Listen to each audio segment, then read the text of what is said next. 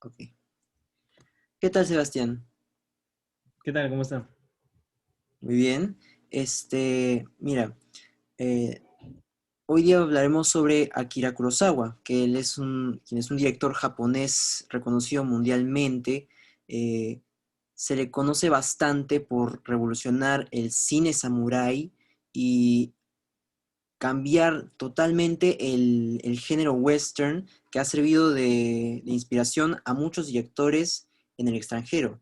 Así que cuéntame, Sebastián, eh, según tu criterio, ¿qué elementos audiovisuales consideras indispensables en la filmografía de Akira Kurosawa? Este, bueno, a ver, digamos, empezando de repente no necesariamente por lo audiovisual, sino por lo influyente que fue. Creo que lo interesante de Akira Kurosawa es que fue uno de los primeros directores japoneses en ser más reconocidos afuera de su país natal, pues, ¿no? Obviamente antes de él habían otros cineastas que de repente sí eran conocidos por, digamos, cinéfilos en Estados Unidos o en Europa, etc. Pero sí me animaría a decir que Kurosawa fue el primer director japonés en ser reconocido por el público en general, pues, ¿no? Este, y creo que eso es lo que lo hace tan importante, porque al final también terminó influyendo en un montón de películas en Occidente, pues, ¿no? Por ejemplo, está Siete Samurai, que definitivamente es una de sus películas más reconocidas, más famosas, y posiblemente la que más ha sido vista, es posible. Um, y evidentemente esa película ha sido, este, como que rehecha en diferentes versiones, pues no los Siete Magníficos, que hay dos versiones, hay versiones en anime, versiones en cómics, entonces es uno de esos conceptos que funcionó también en el contexto del cine samurai, pero que también, o sea, es un concepto que por sí funciona y que puede ser adaptado a otros géneros, pues no como el western, que claramente ha sido donde más influencia ha tenido, y tú mismo ya lo has mencionado, pues, ¿no?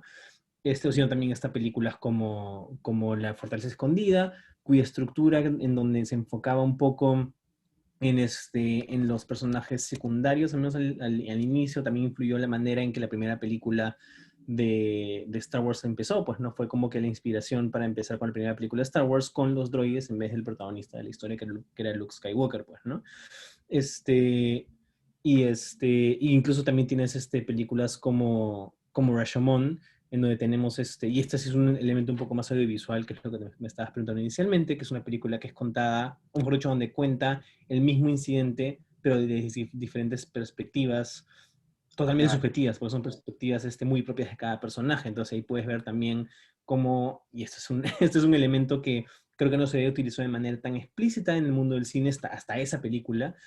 Obviamente hay otros ejemplos, pero nuevamente es el más famoso.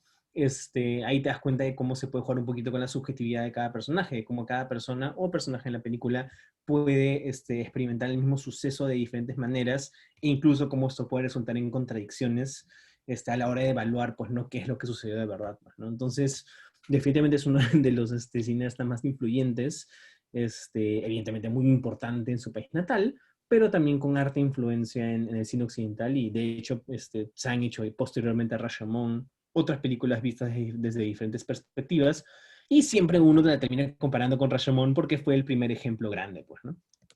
Claro, sí, cuando vi Rashomon por primera vez me quedé un poco perplejo por la estructura narrativa que tenía, las perspectivas que mostraba cada personaje en sí, cada uno quería tratar de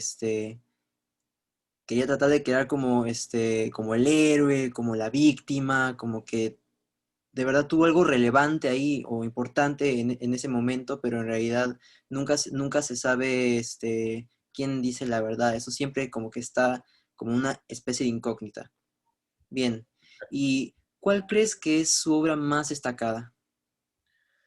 Yo probablemente me animaría por los Siete Samurai. Evidentemente tiene películas muy conocidas como Ikuro, Siete Samurai, Yojimbo, Rashomon, La Fortaleza Escondida, pero creo que al final la película que más impacto causó, y la que terminó siendo más conocida, de repente también terminó influyendo más a más cineastas en el occidente y también en su país natal, definitivamente los Siete Samurai, pues, ¿no? Entonces sí, yo creo que me animaría a decir que esa. Aparte que nuevamente creo que es el que tiene ejemplos de influencia un poquito más concretos y más frecuentes, pues, ¿no? Con todas las nuevas versiones que se han hecho de la misma historia en diferentes contextos, en diferentes países, pues, ¿no? Claro. Justo me diste pase a una pregunta que te quería hacer, a la Ujú. siguiente pregunta que te quería hacer. A ver, ¿qué crees que hace Kurosawa para cautivar tanto a Oriente como a Occidente? Yo creo que es el hecho de que el contexto, perdón, en el que se desarrollan las historias es muy japonés, a falta de, de un mejor término, pero precisamente películas como las ya mencionadas te demuestran en general la narrativa en sí, la historia, el drama por qué pasan los personajes, la caracterización de lo mismo son suficientemente universales como para que puedan ser entendidos en otros países, pues, ¿no? O sea, obviamente hay ciertos elementos culturales que se pueden perder si es que uno no es japonés y ve alguna de sus películas, mucho sobre la cultura del samurái, algunos conceptos también más del trato del drama, pues, ¿no? Y cosas así. Pero al final tú logras entender exactamente qué es lo que quiere decir con la historia, cuál es el drama por el que están pasando los personajes y qué es lo que básicamente quiere decir el Kurosawa con la película, pues, ¿no? Entonces, el simple hecho de que tantas de sus películas han influido en otras películas y que hayan sido adaptadas en nuevas versiones quiere decir que al final las historias sirven, pues, ¿no? Y obviamente el contexto es muy importante, pero son tan universales que puedes cambiar el contexto e igual van a funcionar, pues, ¿no? Ujú. Ahora, sabiendo que Kurosawa ha cumplido distintos roles aparte de ser director en sus películas, o sea, no solo es director, también ha sido guionista y se ha Editado la encargado mayor parte también de de sus películas. realizar, claro, de realizar el montaje en sus películas. Así que, ¿qué ventajas crees que ha tenido al tomar esta clase de dirección? Bueno, o sea, yo creo que un director tiene que ser siempre, tiene que ser un poquito de todo, pues, ¿no? Cuando tú eres un director, obviamente tú eres como el líder de la manada, pues tú eres como el general que tiene que dirigir a un grupo de personas que tienen que, al final de hacer una película, pues, ¿no? Una película es un esfuerzo grupal, por más de que siempre hay este concepto de la teoría del autor y todo eso, de que las películas son hechas por una sola persona, puede que sí haya una visión muy particular de una película, pero al final un director, por más de que tenga una gran película en mente, o haya escrito una gran película en mente, no la va a poder hacer sin su director de foto, sin los luminotécnicos, sin los actores, obviamente, sin el primer asistente de dirección, sin el supervisor de guión ni nada por el estilo, pues, ¿no? Entonces, yo creo que el hecho de que haya podido hacer otras cosas aparte de dirigir, quiere decir que él verdaderamente sabía un poquito sobre cada rol que se puede cumplir en una película, pues, ¿no?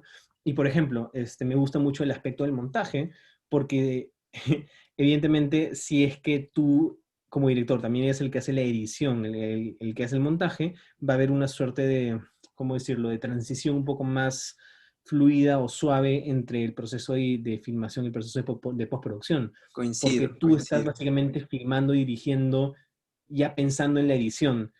Y como tú fuiste el que lo filmó y ahí tú eres el que editó, sabes exactamente qué material tienes y vas a saber exactamente cómo elegirlo y básicamente cómo montarlo, pues no vas a tener que explicárselo a una segunda o tercera persona y decir como que, bueno, en esos días yo grabé esto, o me entiendes, o enseñarles como que el script, donde obviamente pones todos los planos y la cantidad de tomas que hiciste por plano, pues no, tú ya sabes. Entonces, Ujú. probablemente hizo que el proceso de postproducción sea un poquito más fácil, entre comillas, este, pero claro, pues no, o sea, obviamente no, el caso de Kurosawa es una excepción. La mayor parte de cineastas sí necesitan un editor o una editora, pues, ¿no? Pero el hecho de que, de que Kurosawa haya podido dirigir y encima editar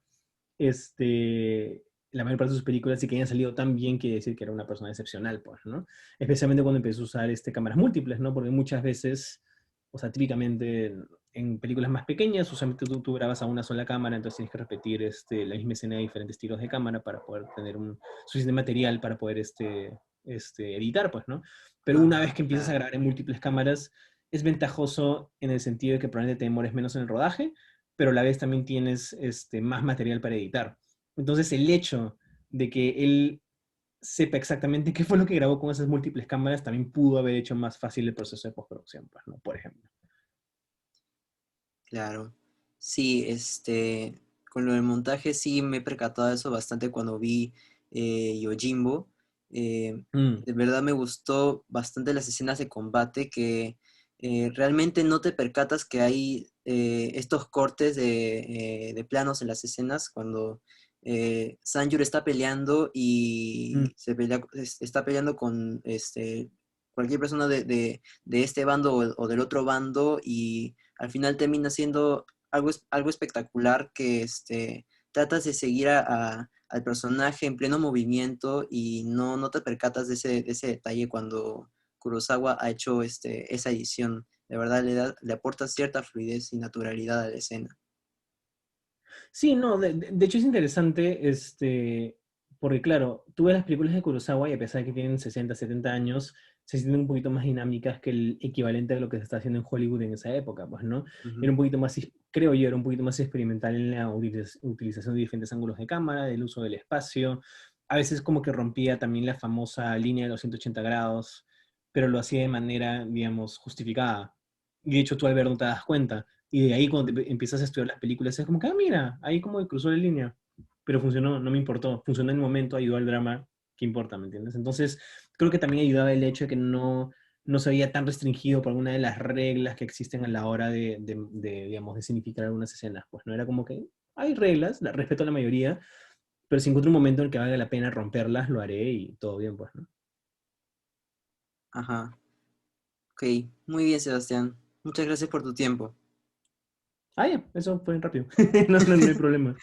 Ok, a ver.